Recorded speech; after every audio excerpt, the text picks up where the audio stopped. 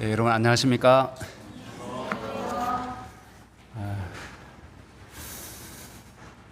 날씨가 상당히 덥죠? 네, 이제 지구 온난화 정도가 아니라 지구가 열화되고 있다고 그렇게 이야기를 합니다. 우리나라는 그래도 다행히 강릉에 보니까 37도를 찍었는데 우리 창원은 33도, 34도 정도 되는 것 같아요. 그럼에도 불구하고 무척 덥습니다. 인도나 여러 다른 지역에 보니까 48도, 가장 더운 곳은 67도인가 이렇게 됩니다. 이러한 더위는 우리가 경험해 보지 못한 더위입니다. 그래서 저는 이러한 더위를 보면서 열재앙 중에서 태양으로 인한 재앙이 정말 닥치고 있나 하는 그런 생각이 들 정도로 지금의 현상이 매우 위중한 그런 것처럼 보입니다. 이러할 때일수록 우리의 믿음을 돌아보고 앞으로 어떤 환경과 어떤 재난이 찾아온다 할지라도 우리의 믿음을 굳게 지킬 수 있는 그러한 여러분과 제가 되었으면 좋겠습니다. 오늘부터 내일까지 어린이 학생 캠프가 교회에서 있고요.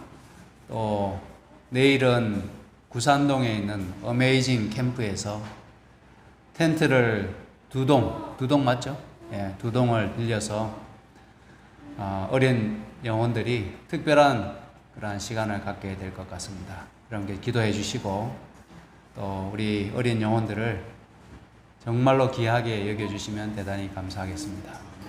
오늘 보니까 저 뒤에 우리 잠옷실에 있는데 제가 바라기는 앞으로 이제 우리 본당에 좀 내려와서 예배를 드리게 되었으면 좋겠습니다. 저 잠옷실은 말 그대로 젖먹이는 아이들이 올라가는 공간입니다. 근데 저곳에서 다 큰 청년들이 예배를 드리면 어울리지 않는 것 같습니다. 그래서 우리 수민이하고 우리 학생들이 다 내려왔으면 좋겠습니다.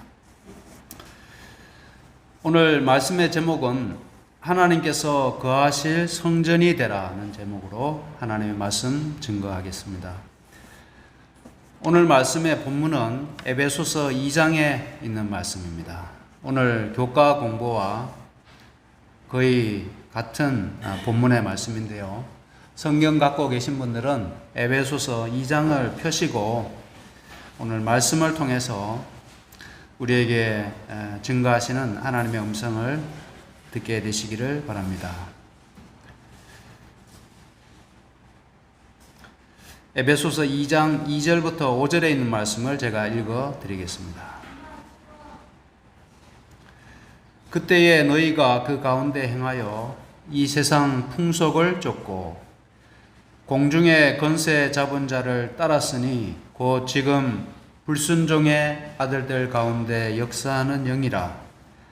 전에는 우리도 다 그 가운데서 우리 육체의 욕심을 따라 지내며 육체와 마음에 원하는 것을 하여 다른 이들과 같이 본질상 진노의 자녀이었더니 긍휼에 풍성하신 하나님이 우리를 사랑하신 그 큰 사랑을 인하여 허물로 죽은 우리를 그리스도 예수 안에서 살리셨고, 우리는 예수님을 믿고 나서 얼마만큼 달라진 것 같습니까? 예수를 믿고 나서 우리의 삶이나 또 우리의 성격이나 성품이 얼마나 달라졌는가? 나의 생활이 얼마나 변했는가 하는 것을 우리가 돌아볼 필요가 있다고 생각이 됩니다. 사람마다 좀 다르겠죠. 사람마다 다르겠지만은 분명한 것은 우리가 복음의 능력을 힘입어서 변화되어야 한다는 것입니다. 근데 우리가 변화되기 위해서 변화의 가장 큰 훈련장은 교회라고 저는 생각합니다. 교회. 그래서 이 교회는 학교이기도 하고 또 이 교회는 훈련장이기도 합니다. 이곳에서 배우기도 하지만은 훈련과 연단을 받는 곳이 교회이기도 합니다. 오늘 안실학교 시간에 봉사에 대해서도 우리가 배웠지만은 우리가 봉사하는 법도 배우고 또 여러 다른 교우들과 더불어 함께 신앙하면서 우리의 어떤 모난 성격이 깎여지기도 하고 원만한 그러한 모습으로 성숙되어져 가는 것입니다. 우리는 분명히 달라져야 합니다. 우리의 옛사람과 우리의 새사람 사이에 변화가 없다면 그것은 매우 우려할 만한 그러한 상태에 있는 것입니다. 여기에 주신 말씀처럼 우리가 예수님을 믿기 전에는 이 세상 풍속을 쫓고 이 세상 사람들처럼 살았다는 뜻입니다. 이 세상 풍속을 쫓고 또 지금 불순종의 아들들 가운데 역사하는 영의 지배를 받았습니다. 그래서 우리 지난 안식일에 성령과 악령의 차이에 대해서 말씀을 나눴는데 우리가 예수님을 믿기 전에는 예수를 믿게 됨으로 성령을 선물로 받기 전에는 악령의 역사를 따라서 살아가던 사람이었다는 뜻입니다. 악령에 사로잡혔다고 해서 특별히 미쳤다거나 어떤 광적인 그런 존재가 아니더라도 일상을 살아가면서 우리의 마음 가운데 우리를 지배하는 어떤 정신, 그 정신이 예수의 정신과 일치하지 않는다면 그것은 악령에 속한 것입니다.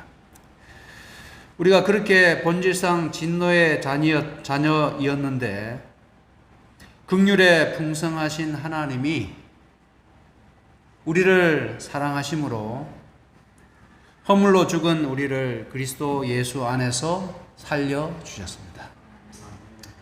본질상 진노의 자녀, 죽었던 우리가 예수 그리스도를 인하여 살게 해 주셨다는 것입니다.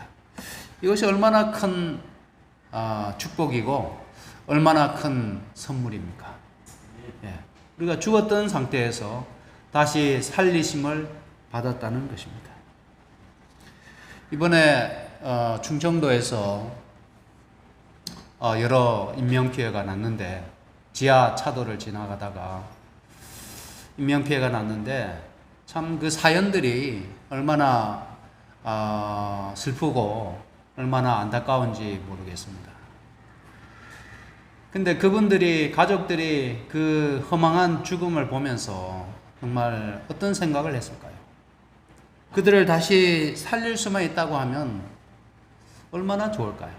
그런데 그 죽음이 그들을 다시 살릴 수 없다는 사실을 알기 때문에 그들은 절망하고 정말 큰 슬픔을 그들이 겪게 되는 것입니다. 그래서 우리는 하나님을 믿음으로 말미암아 그리스도 예수 안에서 살리심을 받았다는 사실을 우리가 깨닫고 감사하게 되시기를 간절히 바랍니다. 우리가 느끼든 느껴지지 않든 상관없이 우리는 영적으로 살리심을 받은 자들입니다. 세상 사람들하고 본질상 차이가 있다는 것입니다. 11절과 13절에 있는 말씀 더 읽어드리겠습니다. 그러므로 생각하라. 우리가 생각을 해야 됩니다. 신앙은 끊임없이 생각을 하고 느끼고 깨닫고 결심하는 것이 신앙에 있어서 매우 중요한 부분입니다. 그러므로 생각하라. 너희는 그때에 육체로 이방인이요 손으로 육체에 행한 할례당이라 칭하는 자들에게 무할례당이라 칭함을 받은 자들이라. 할례도 없는 자들이었다는 뜻입니다. 그때에 너희는 그리스도 밖에 있었고 지금은 어떤가요? 그리스도 안에 있죠. 로마서에 보면 그리스도 안에 있다는 표현이 자주 등장합니다. 그리스도 안에 있는 자에게는 결코 정죄함이 없나니 그렇게 말씀했잖아요. 그때 너희는 그리스도 밖에 있었고 이스라엘 나라 밖의 사람이라. 약속의 언약들에 대하여 외인이요 세상에서 소망이 없고 하나님도 없는 자이더니 이제는 전에 멀리 있던 너희가 그리스도 예수 안에서 그리스도의 피로 가까워졌느니라. 여기는 이 말씀은 우리에게 우리가 그리스도 안에서 예수 그리스도의 피로 어떠한 변화, 본질적인 변화가 일어났는지를 우리에게 말씀해 주고 있습니다. 첫 번째는 죽었던 우리가 그리스도 예수 안에서 살리심을 받았고, 두 번째는 전에 멀리 있던 너희가 그리스도 예수 안에서 그리스도의 피로 가까워졌다는 것입니다. 누구와 가까워졌다는 뜻일까요? 누구와? 네, 하나님과 가까워졌다는 뜻입니다. 그러나 한편으로 하나님과 관계만 가까워진 것이 아니라 14절, 17절을 또 보시겠습니다. 그는 우리의 화평이신지라 둘로 하나를 만드사 중간에 막힌 담을 허시고 원수된 것 곧 의문에 속한 계명의 율법을 자기 육체로 폐하셨으니 이는 둘로 자기 안에서 한 새 사람을 지어 화평하게 하시고 십자가로 이 둘을 한 몸으로 하나님과 화목하게 하려 하심이라. 원수된 것을 십자가로 소멸하시고 오셔서 먼 데 있는 너희에게 평안을 전하고 가까운 데 있는 자들에게 평안을 전하셨으니. 여기에서 말씀하시는 것은 이제 살리심을 입었고 피로 가까워졌던 우리가 어떠한 하나님과의 어떠한 변화를 또 우리가 얻게 되었는지를 말씀합니다. 우리가 하나님과 화목하게 되고 또 평안을 전하셨다고 말씀합니다. 우리에게. 그래서 우리는 하나님과의 관계가 화목하게 되고 또 한편으로 우리 주변에 있는 사람들과도 화목하게 되었다는 것입니다. 그리스도 예수 안에서. 그래서 여러분 옆에 앉아 계신 분들 사이에 또 여러분과 저와의 사이에 가까워지고 화목하게 되고 화평하게 된 것은 그리스도 안에서 그리스도의 피로 말미암아서 하나님께서 우리에게 제공하신 것들입니다. 단순히 우리는 성이 다르고 우리 각자 어떤 형편과 처지, 살아온 환경이 다르기 때문에 세상에서의 어떤 사람들과의 관계와 전혀 다른 관계라는 것입니다. 우리는 그리스도 예수 안에서 하나가 되었고 또 화목하게 된 그런 관계라고 말씀하고 있습니다. 에베소서 마지막 부분도 보겠습니다. 19절 22절입니다. 그러므로 결론입니다. 그러므로 이제부터 너희가 외인도 아니요 손도 아니요 오직 성도들과 동일한 시민이요 하나님의 권속이라. 하나님의 뭐라고요? 하나님의 권속. 권속은 무슨 뜻입니까? 권속은 패밀리죠. 가족이라는 것입니다. 가족입니다. 그래서 교회는 다른 말로 얘기하면 하나님의 집이고 또 하나님의 집 안에 있는 성도들은 한 가족이라는 뜻입니다. 한 가족이에요.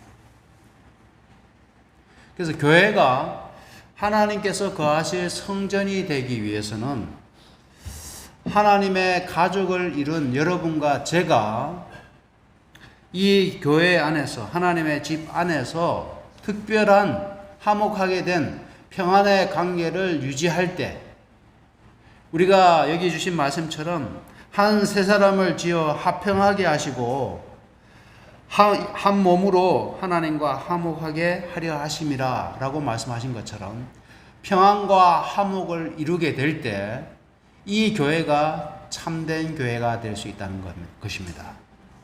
단순히 건물이 교회가 아니라 이 교회를 출입하는 교인들이 한 몸이 되고 화목하게 되고 화평을 이루게 될 때 비로소 하나님의 성전을 이루게 되는 것입니다. 조금 더 보겠습니다. 하나님의 건속이라 너희는 사도들과 선지자들의 터 위에 세우심을 입은 자라. 그래서 이 교회는 사도들과 선지자들의 터 위에 세우심을 입었습니다. 교회가. 그렇지 않습니까?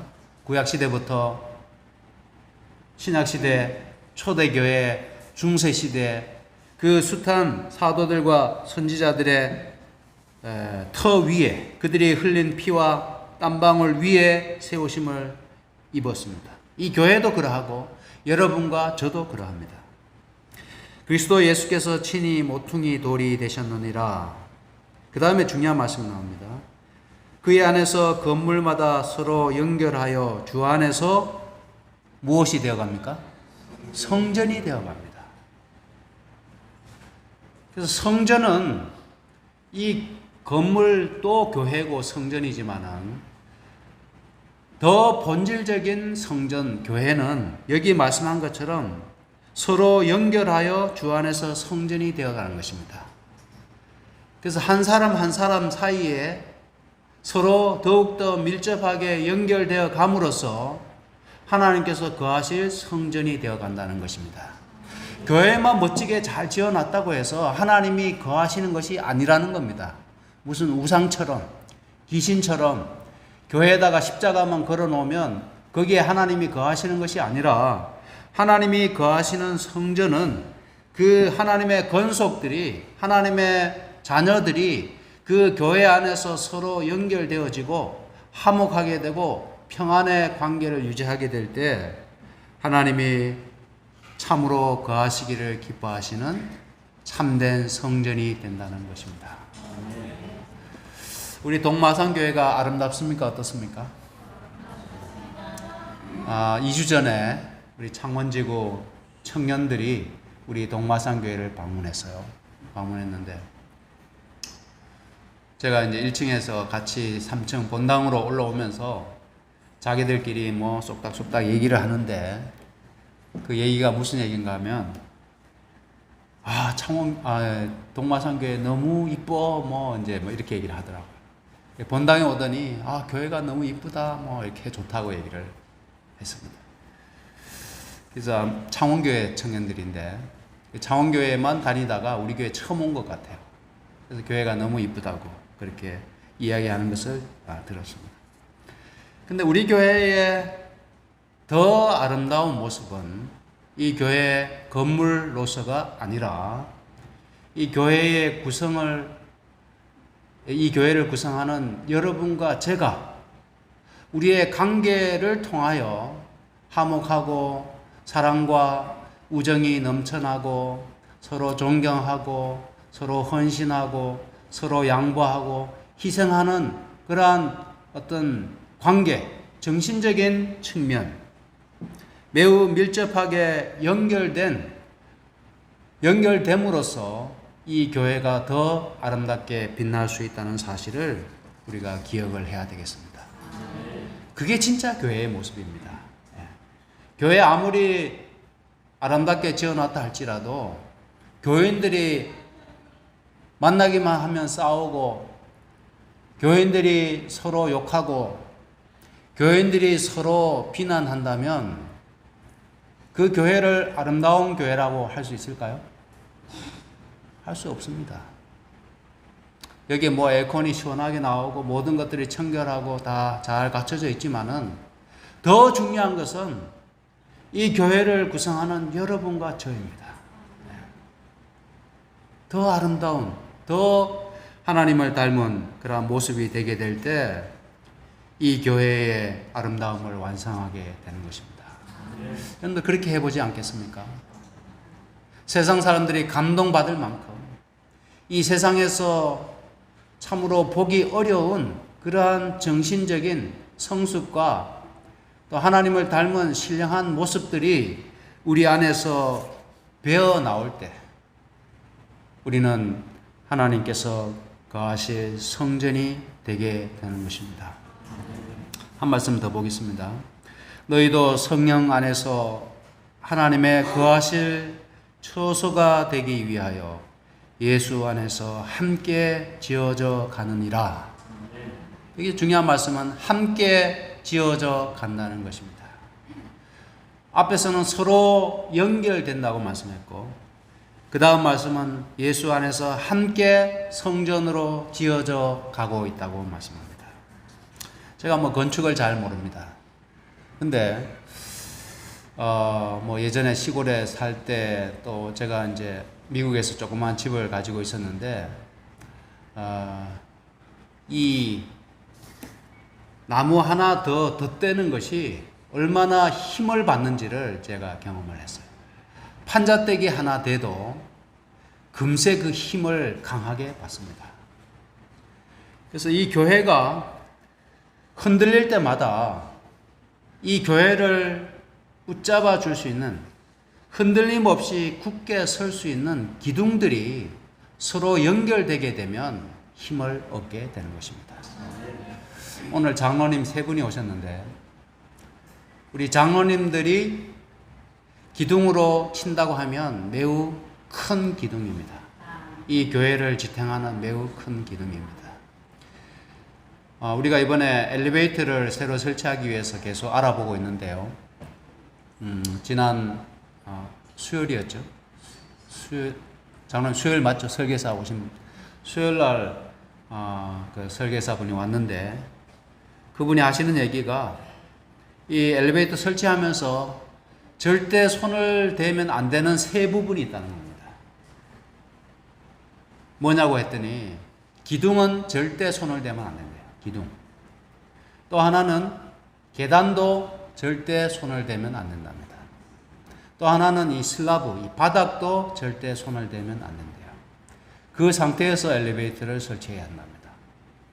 왜 그런가 하면 교회 자체가 손상을 입고 안전 문제가 발생할 수 있기 때문에 법적으로도 계단과 기둥과 바닥은 손을 못 대게 되어 있다고 합니다. 만약 그걸 대게 되면 뭐 대수선이라고 해서 증축에 해당되기 때문에 엄청 까다롭고 많은 안전을 요구한다고 합니다. 그래서 우리 교회의 기둥을 이루고 있는 분들은 절대 흔들리면 안 됩니다. 또 서로 연결되어 있어야 합니다. 그래서 우리 장로님, 정장로님, 김장로님 서로 강하게 연결되어 있으십니까? 네. 연세도 같으시고 친구처럼 그렇게 지내시는데 두 분 사이 어떤 불안화, 어떤 이런 모습들을 제가 본 적이 없어요. 관계가 굉장히 원만하고 좋으신 것 같습니다. 이건 굉장히 중요한 부분입니다. 우리도 사람이기 때문에 우리가 항상 그러한 관계 속에서 우리의 믿음의 집을 지어가는 것입니다. 결국 신앙이라고 하는 것은 하나님과 나 사이의 관계, 나와 타자와의 관계 속에서 우리의 신앙이 이루어지기 때문입니다. 그래서 그 관계를 무시하고 나 혼자 독야청청 독불장군처럼 하나님만 잘 믿으면 된다고 생각하는 것은 큰 오산입니다. 그래서 우리는 이러한 수직적인 기둥과 수평적인 그러한 관계 속에서 우리의 성전을 함께 지어져 가고 있음을 잊지 말아야 되겠습니다. 내가 흔들릴 때 나를 붙잡아줄 누군가가 강하게 결속된다면 나의 흔들림이 멈춰질 수 있는 겁니다. 여러분들 건물 한번 보십시오. 흔들릴 때 거기에다가 판자떼기 하나 대고 대못만 박아도 굉장한 큰 힘을 받습니다. 그래서 우리는 홀로 살아갈 수 없는 존재입니다. 사람 인자가 그것을 설명하고 있다고 얘기하지 않습니까? 그래서 우리 교회는 하나님의 대가족으로서 어떻게 보면 큰 집입니다. 이 큰 집에서 이 교회가 서로 연결되고 강하게 결속된다면 정말 무너질 수 없는, 결코 창수가 나고 바람이 분다 할지라도 우리 교회는 흔들리지 않게 되는 것입니다. 저는 우리 교회의 연합과 또 화목을 이루기 위해서, 함께 성전으로 지어져 가고 하나님 안에서 참된 평안을 누리기 위해서 가장 주의해야 할 것이 무엇인지 한 가지만 좀 말씀드리겠습니다. 오늘 날씨도 덥고 설교를 길게 할 마음이 없습니다.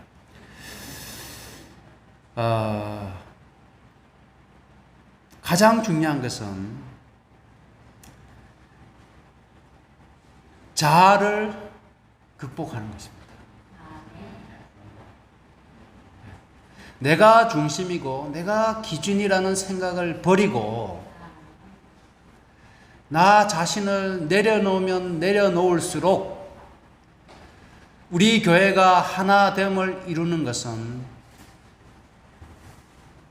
너무나 어떻게 보면 가능한 일이고 그렇게 될 수 있다고 생각이 됩니다.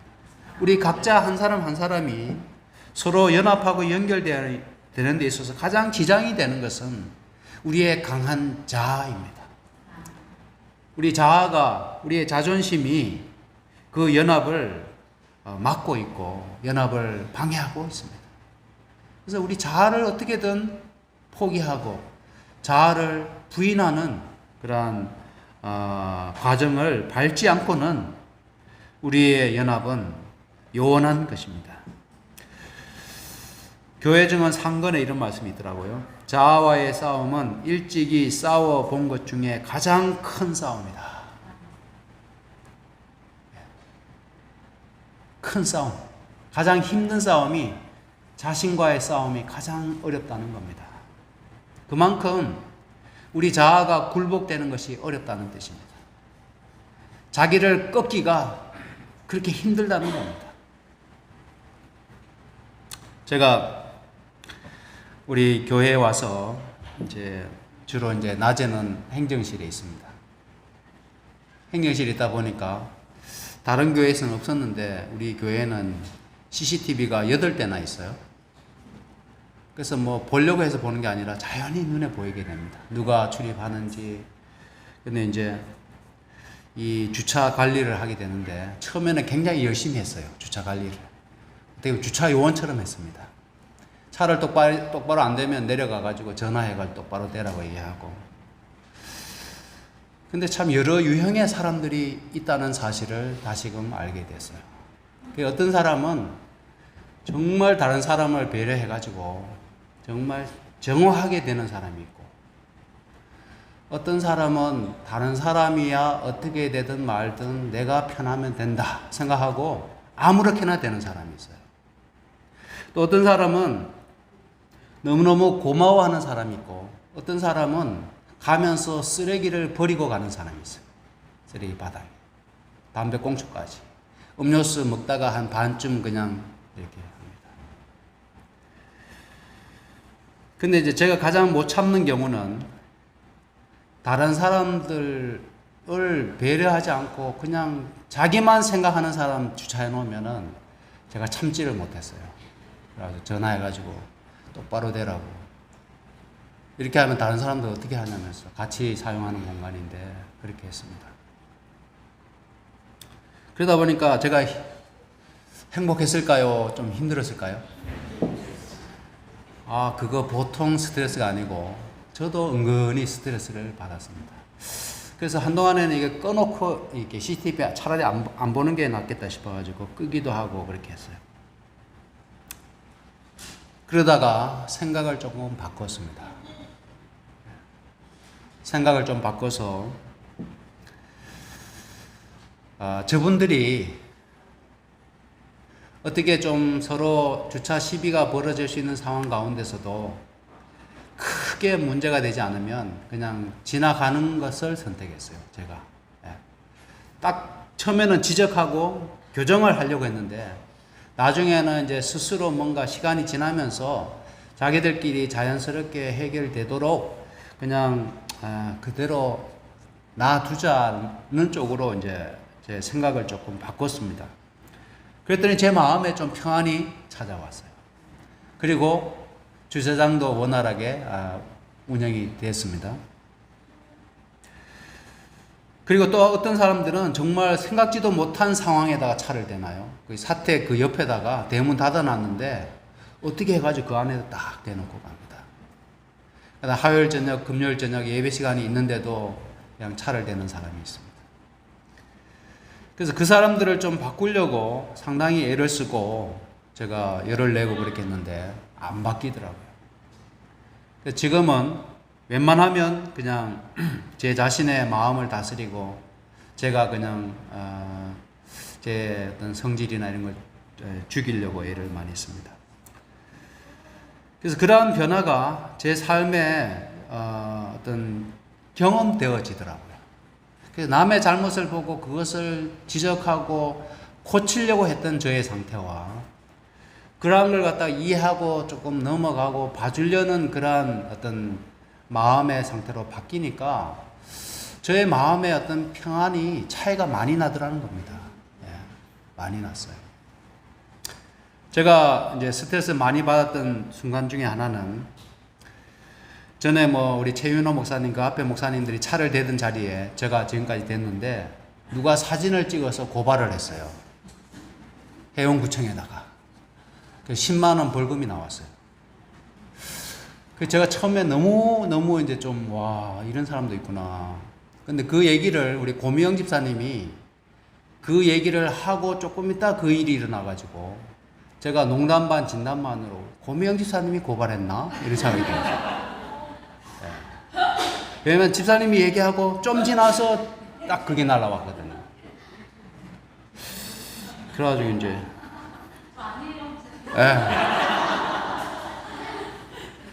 그래 보니까 거기에 이제 이게 날라왔는데 보니까 1월 27일 새벽 1시 20분에 찍었더라고요. 예. 그래 했는데 제가 이제 고명 집사님에 대해서 이제 집사님 아니라고 하니까 아니겠지 이렇게 생각했는데 나중에 우리 김해교회 목사님 때문에 오해가 완전히 사라졌어요. 그 얘기가 뭔가 하면 장애인 단체 사람들이 다니면서 찍는 사람들이 있대요. 자신들의 권리를 확보하기 위해서 장애인 주차 공간에다가 차 대는 사람들이 있으면 찍으러 다니는 사람들이 있다는 겁니다. 예. 그래서 이제 제 마음에 완전한 자유를 누리게 됐습니다. 예. 그래서 우리는 이 교회 생활을 하면서 여러 가지 일들이 일어날 수 있습니다. 그렇죠? 크고 작은 일들이 일어날 수 있어요.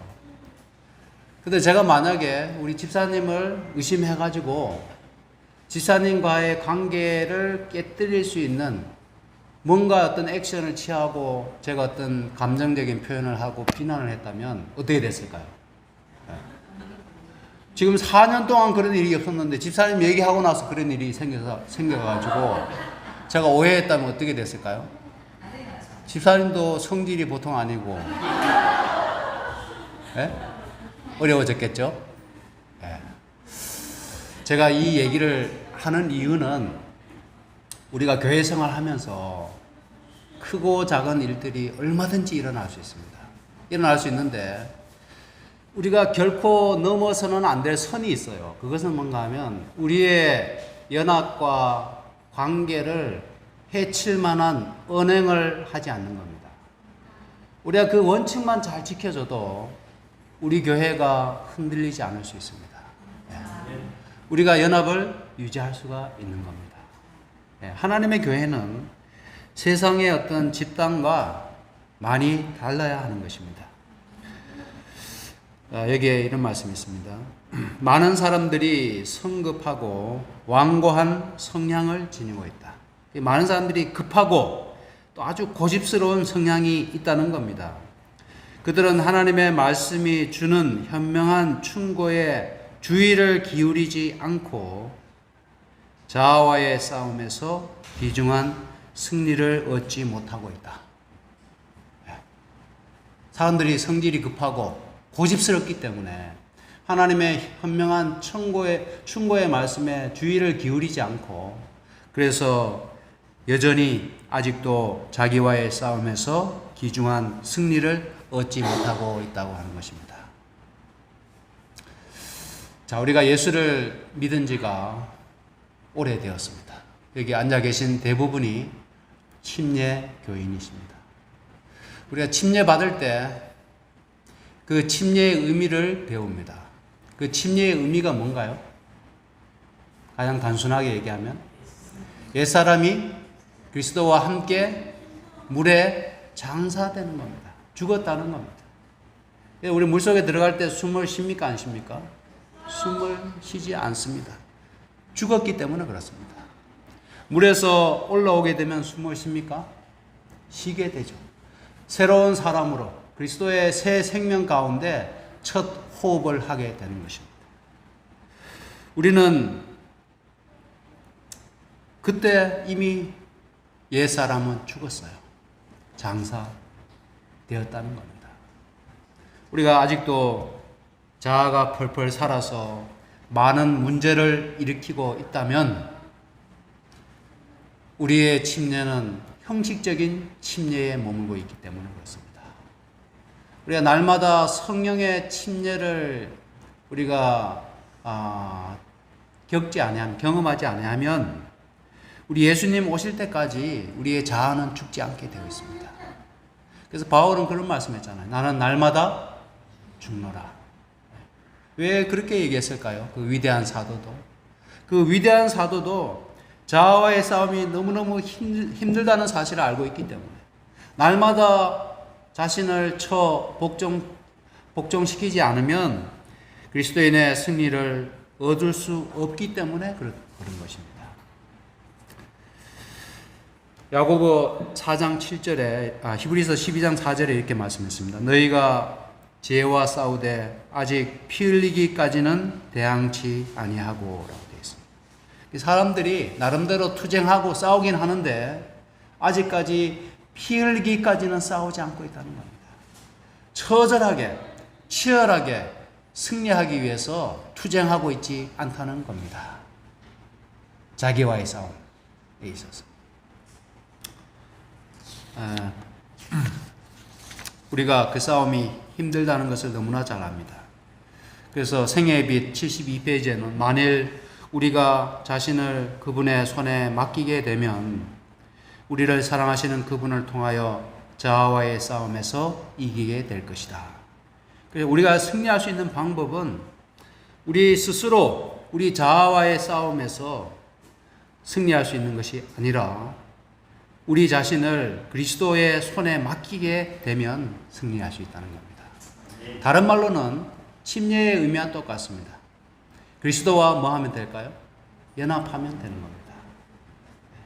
이제는 제 자신의 어떤 삶과 제 자신의 성질과 성품이 너무나 부끄럽고 너무나 누추하기 때문에 예수님 이제 내 안에 들어오셔서 나 대신 내 안에 살아 주십시오.